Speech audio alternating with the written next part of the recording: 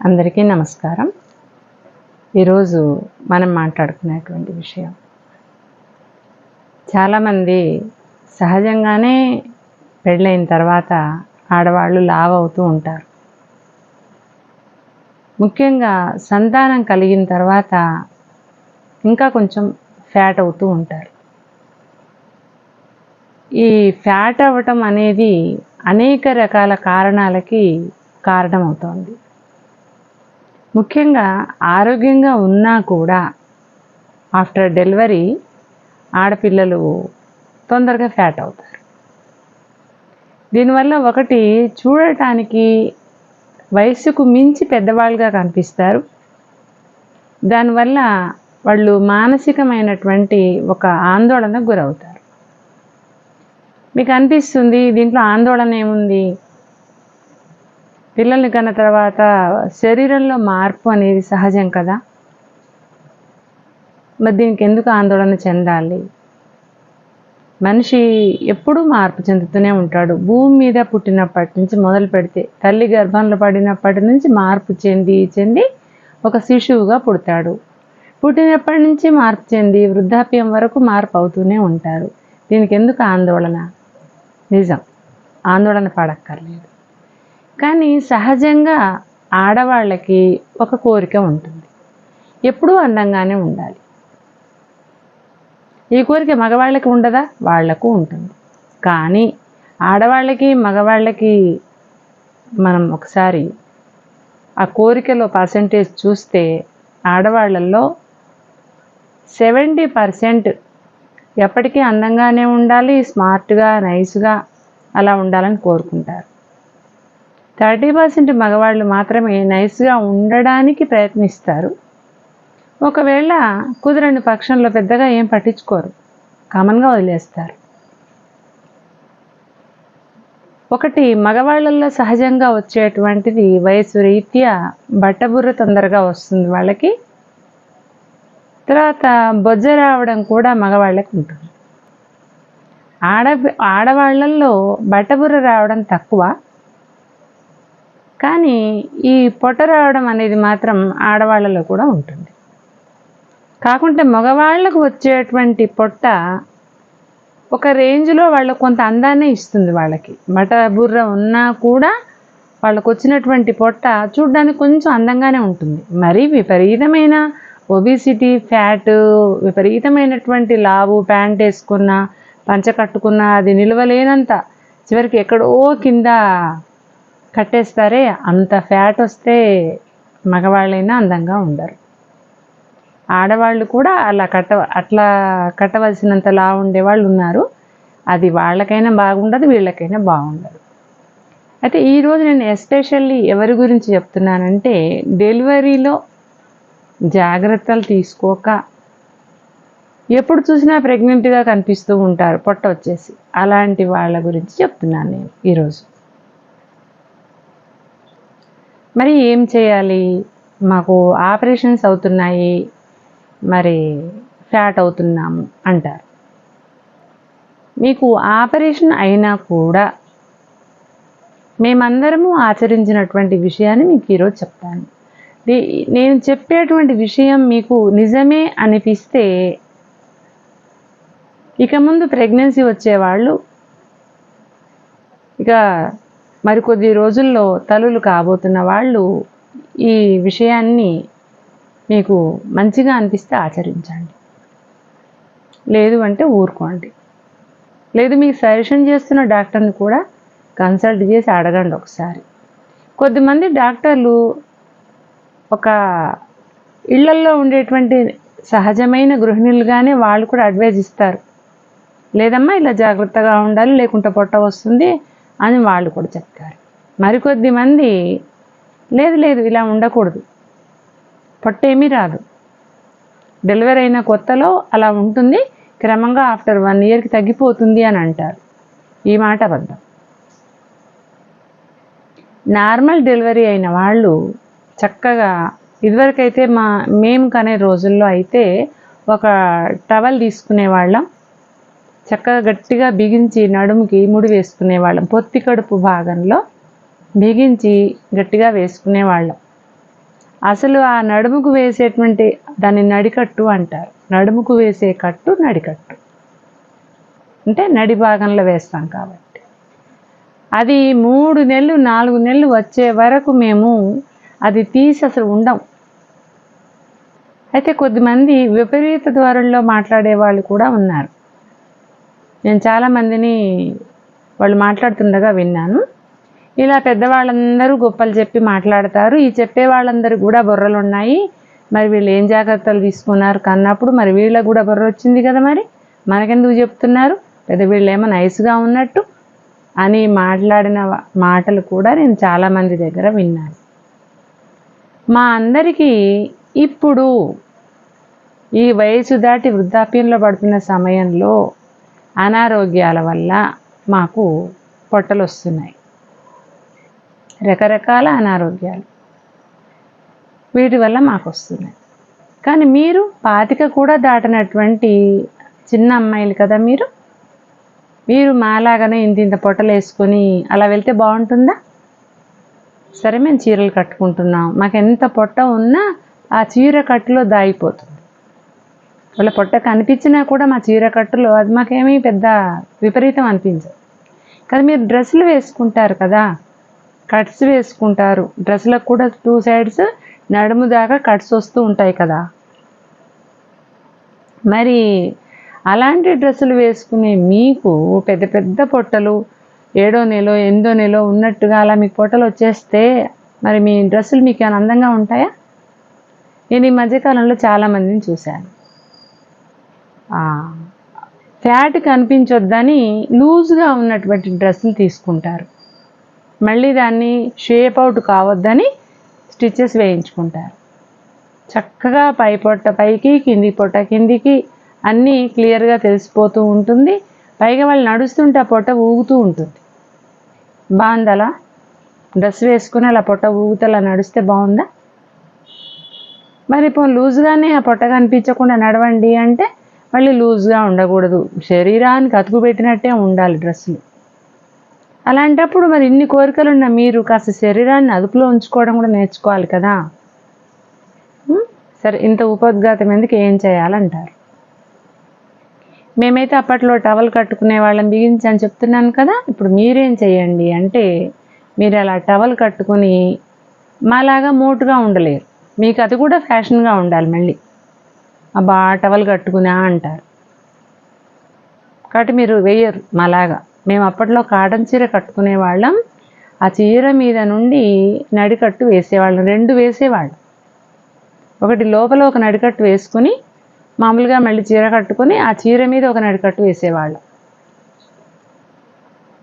ఇక నడికట్టు జారడము అనేది ఉండేది కాదు, పొట్టలోకి గాలిపోదు, పొట్ట లావుగా ఉండదు. 3వ నెల వచ్చేటప్పటికి వెన్నుకు అంటుకుపోయి చక్కగా పల్చటి పొట్టతో అలా ఉంటారు మీరు. ఒకవేళ బై మిస్టేక్ అలా కూడా మీకు పొట్ట వచ్చినా ఏదో చిన్నపాటి పొట్ట వస్తుంది, కానీ ఎవరైనా చూడగానే ప్రెగ్నెన్సీనా అని అడిగేంతగా రాదు. సరే, ఇప్పుడు మీకు ఇంకా కొన్ని అవకాశాలు కూడా ఉన్నాయి. బెల్ట్ వస్తుంది ఇప్పుడు, బ్యాక్ పెయిన్ వచ్చిన వాళ్ళు బెల్ట్ వేసుకుంటారు కదా, అలాంటి బెల్ట్ వస్తుంది ఇప్పుడు మీకు. ఇప్పుడు మీరేం చేస్తారంటే, మీకు ఎంత బెల్ట్ అయితే సరిపోతుందో కరెక్ట్గా అంతే వేసుకుంటే లాభం ఏముంది. కొంచెం తక్కువగా ఉన్న బెల్ట్ని తీసుకొని లాగి పెట్టి బెల్ట్ వేసుకోవాలి. అప్పుడు సమంగా పొట్ట పరుచుకున్నట్టు వెన్నుకు అంటుకొని ఉంటుంది. తినేటప్పుడు కొంచెం లూజ్ చేసుకుని తినాలి. ఒక అరగంట తర్వాత కాస్త డైజెషన్ అయిపోయిన తర్వాత మళ్ళీ బిగించి వేసుకోవాలి. నేను ఎందుకు లూజ్ చేసి తినాలి అంటున్నానంటే, లూజ్ చేయకపోతే అసలు అన్నమే తినలేరు, మొత్తమే లూజ్ చేస్తే ఇక వెయ్యలేరు మీరు. అప్పుడు వెయ్యాలంటే పొట్ట సహకరించదు, వెయ్యాలనిపించదు. అందుకే కొంచెం లూజ్గా బెల్ట్ పెట్టుకొని తిన్నారనుకోండి, లిమిట్గా తింటారు, బెల్ట్ మొత్తమే తీసినట్టుగా ఉండదు. మళ్ళీ అరగంట తర్వాత డైజెషన్ అయిపోతుంది కాబట్టి కొంచెం బిగించి పెట్టుకొని మళ్ళీ ఏదైనా తినేటప్పుడు కాస్త లూజ్ చేసుకోవాలి. ఇలాంటి జాగ్రత్తలు మీరు 3-4 నెలల వరకు ఖచ్చితంగా పాటించాల్సిందే, దీనికి విరామం అనేది లేదు. నేనేదో కాసేపు విరామం ఇస్తాను, అబ్బా ఎంతకని వేసుకుంటామని మీరు బద్దకించారనుకోండి, ఇక మీరు అందాన్ని వదులుకోవాల్సిందే. మీరెంత సన్నగా నాజుగ్గా తీగలా ఉన్నా, సన్నటి జాజిమల్లెలా ఉన్న మీరు బాగా లావుగా అయిపోతారు. అందుకని ఈ పద్ధతిని పాటించటం వల్ల మీరు సన్నగా ఉంటారు. సరే, ఆఫ్టర్ 40 తర్వాత 50 తర్వాత వయసు వల్ల ఫ్యాట్ అవ్వటం అది వేరే విషయం, ఇది వేరే విషయం. ఇక ఫ్యాట్ అవ్వడానికి కారణమయ్యేది ఇంకొకటి ఉంది. నా బిడ్డ కనింది, తనకు బలం కావాలి అనే ఉద్దేశంతో తల్లులు అదే పనిగా బలానికి సంబంధించినటువంటివి ఏదో ఒక ఫుడ్ పెడుతూనే ఉంటారు. ఒకవేళ ఆపరేషన్ అయితే కనుక ఇంకా వాళ్ళకి అసలు ఏ మాత్రం పని చెప్పకుండా రెస్టులో ఉంచుతూ ఫుడ్ పెడుతూ ఉంటారు. అటు రెస్ట్, ఇటు బాలెంత, అటు ఫుడ్ తీసుకోవడం. ఇక ఒళ్ళు రాక ఏమొస్తుంది మీకు? అందుకని మేము బాలెంతలం, మేము పిల్లల్ని కన్నాము, మాకు ఆపరేషన్ అయ్యింది, ఈ కారణాలు ఏమి చెప్పొద్దు. మీరు హెల్దీగా ఉండాలి, నాజుగ్గా ఉండాలి, అందంగా ఉండాలని కోరిక మీకు ఉంటే ఒక 11 రోజులు బాలెంత స్నానం అయ్యేంత వరకు రెస్ట్గా ఉండండి. ఆ కుట్లు అప్పటికి చాలా వరకు మానిపోతాయి. ఆ తర్వాత కూడా 10 రోజులు ఏదో వేడుక, ఉయ్యాల వేడుక అని కూడా మీకు ఏ పని చెప్పరు. మీకు ఎప్పుడైతే ఉయ్యాల వేడుక చేస్తారో 21వ రోజు, 23వ రోజు, అది అయిపోయాక మీ పాపాయి పనులు, మీ పనులు మీరే చేసుకోవాలి, మీ అమ్మకు చెప్పకుండా.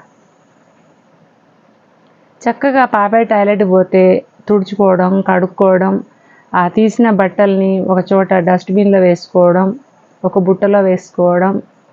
పాపాయికి ఫీడింగ్ చేసుకుంటే కనుక ఆ బట్టలు, ఫ్రాకులు మారుస్తూ ఉంటారు కదా 2-3 సార్లు, పాపాయి ఫ్రాకులు మార్చడం.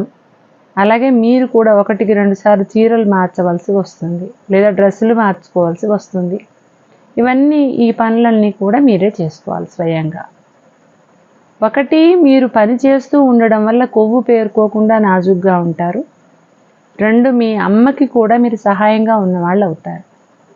ఆమె అటు బాలంతకు పథ్యం అన్నమే వండుతుందా, అటు ఇంట్లో ఫ్యామిలీ మెంబర్స్కే వండుతుందా, మరి చంటి పిల్లనే ఎత్తుకుంటుందా, ఎన్ని పనులు చేస్తుంది? ఆడవాళ్ళు ఆదిపరాశక్తులను పోల్చే మాట నిజం, కానీ ఆమెకు ఆదిపరాశక్తికి ఉన్నట్టు అన్ని చేతులు లేవు కదా. అందుకని ఇలాంటి చిన్న చిన్న పనులు మీరు చేస్తే ఏమీ కందిపోరు, చేసుకోవాలి కూడా. అప్పుడే పిల్లల్ని బాధ్యతగా పెంచిన తల్లులు అవుతారు. ఎంత కష్టపడితే పిల్లలు పెద్ద అవుతారు అనేది మీకు కూడా తెలుస్తుంది. ఊరికే అమ్మల్ని అనడం కాకుండా మీరు కూడా తెలుసుకున్న వాళ్ళు అవుతారు. ఇక పాపాయి పడుకుంటుంది.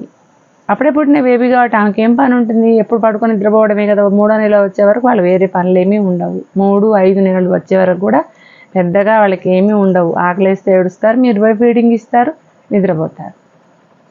పాపాయి పడుకున్నప్పుడు పాపాయి జాగ్రత్తలన్నీ తీసుకున్న తర్వాత కాస్త చిన్న చితక కిందేం కూర్చోక్కర్లే, మీరు కుర్చీల్లో కూర్చుని కాస్త మీ అమ్మకి ఏ కూరగాయలు కట్ చేసి ఇవ్వడము, లేదా ఆమె వండి అక్కడ పెట్టుంటే ఆ ప్లేట్ తీసుకొచ్చి మీ నాన్నగారికో, మీ తమ్ముడికో, మీ అన్నయ్యకో, లేదా మీ హస్బెండ్కో, మీ అత్తగారికో, మీ మామగారికో, మీరు ఎక్కడ ఉంటే అక్కడ ఆ ప్లేట్ ఇవ్వడం, వాళ్ళు తిన్న తర్వాత ఆ ప్లేట్ తీసుకెళ్ళి సింక్లో పెట్టేయడము.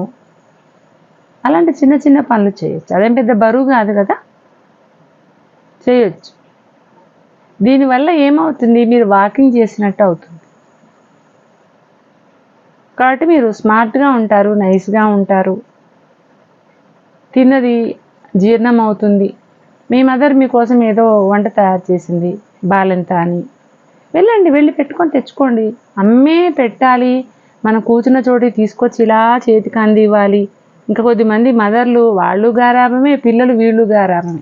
పిల్లలు లేజీ, తల్లులు గారాబం. పిల్లలేమో గారాబాలు పోతూ మమ్మీ పెట్టు అని వీళ్ళు గారాబాలు పోతారు. ఆ తల్లి ఏమో అబ్బా నా బిడ్డ కాబట్టే పురుడు పోసుకుంది అన్నట్టు ఆమె కలిపి ముద్దలు నోట్లో పెడుతూ ఉంటుంది. ఆమె గారాబం వీళ్ళ లేజినెస్ వల్ల చివరికి వీళ్ళు గారాబాల బిడ్డ కాకుండా బాగా మందంగా ఊబకాయం వచ్చేసి లావైపోతారు. మీరు ఎప్పటికీ ముద్దుగా గారాల బిడ్డగా ఉండాలి అంటే కొన్ని పనులు మీరే స్వయంగా చేసుకోక తప్పదు. ఖచ్చితంగా 5-6 నెలల వయసు పాపాయికి వచ్చే వరకు మీరు ఇలా మీ పనులు మీరు చేసుకుంటూ నడుముకు ఆ బెల్ట్ వేసుకుని ఉంటూ అలా చేయటం వల్ల మీరు నైస్గా ఉంటారు. అంటే 5-6 నెలల పాటు ఇలా ఉండి ఆ తర్వాత మొత్తం కంప్లీట్గా బైఠాయించుకొని కూర్చుంటే ఓకేనా అంటారేమో. కాదు, అస్సలు కాదు. ఏడాది వరకు సరే, 5-6 నెలల తర్వాత నడికట్టు వేయడం మానేసుకోండి, కానీ పని మాత్రం చేసుకుంటూనే ఉండాలి. మీ పని, మీ పాపయ్య పని మీరే చేసుకోవాలి. ఆ తర్వాత మీ అత్తగారింటికి వెళ్ళిన తర్వాత అక్కడ వంట పనులు కూడా మీకే పడతాయి. అప్పుడు అమ్మో నా వంట పనులు పడ్డాయి, మా అమ్మ అయితే అక్కడ వండి పెట్టేది, మా అత్తగారు ఏమీ చేయదని పితూరీలు చెప్పకండి. ఆమె చేసే పనులు ఆవిడే చేస్తుంది, మీరు చేసే పనులు మీరు చేసుకోండి. మీరు నైస్గా ఉంటారు, ఏం కందిపోరు. మరి మీ అత్తగారికి కూడా మనవరినో మనవరాలను ఎత్తుకోవాలని కోరుకుంటుంది కదా, ఆవిడ ఎత్తుకుంటారు మనవరాలని, ఆ మనవాడిని. అప్పుడు మీరు పనులు చేసుకోండి. చక్కగా ఆవిడ నీళ్లు పోస్తారు, మీరు పౌడర్ వేసుకోండి, ఫ్రాక్ వేయండి, బొట్టు పెట్టుకోండి, పాపాయి కావాల్సిన అవసరాలన్నీ తీర్చుకోండి. ఆ పాపాయి పడుకున్నప్పుడు కాస్త స్టవ్ మీద ఏముంది అన్ని కుక్కర్లు కరెంటువి అవి ఇవే కదా, పెట్టండి, బటన్స్ వేయండి, ఇంతే కదా. కాస్త బియ్యం కడగడము, అక్కడ పెట్టడము, కాస్త కూరగాయలు కట్ చేసి పెట్టడం, అంతలోకి ఏం అరిగిపోరు. ఇంతో చిన్న దానికి అత్తగారి మీద నేరాలు చెప్పుకోవాల్సిన అవసరం లేదు, మీ ఆరోగ్యానికే మంచిది. వింటున్నారు కదా. అటు ఆరోగ్యానికి ఆరోగ్యం ఉంటుంది, చక్కగా మీరు నైస్గా నాజుగ్గా ఉంటారు, అందరికీ ఆనందంగా ఉంటుంది. మీరు ఎప్పటికీ చిన్న పాపాయిలాగే ఉంటారు. మీ పిల్లలు పెరిగి పెద్దవాళ్ళై మీ అంతైనా కూడా మీరు అంతే ఉంటారు మళ్ళీ. అప్పుడు మీ ఫ్రెండ్స్ చాలామంది ఏమిటి మీ పాపాయి భుజాల వరకు వచ్చేసింది, నువ్వు ఇంకా అలాగే ఉన్నావే, చదువుకున్న రోజుల్లో ఎలా ఉన్నావో అలాగే ఉన్నావే అంటారు. అప్పుడు మీకు ఎంత హ్యాపీ వస్తుంది, చాలా కదా. మరి ఇలాంటి ఆనందాన్ని మిస్ అవ్వద్దు అంటే ఏం చేయాలి మీరు? ఆఫ్టర్ డెలివరీ తర్వాత అటు నడుముకి బెల్ట్ వేసుకోవడము, జాగ్రత్తలు తీసుకోవటము, సేమ్ టైం మీ పనులు మీరు చేసుకోవటం, ఇవి తప్పకుండా చేయాలి. అప్పుడు మీరు చాలా అందంగా ఆరోగ్యంగా నైస్గా కనిపిస్తారు. ఓకేనా? Thank you.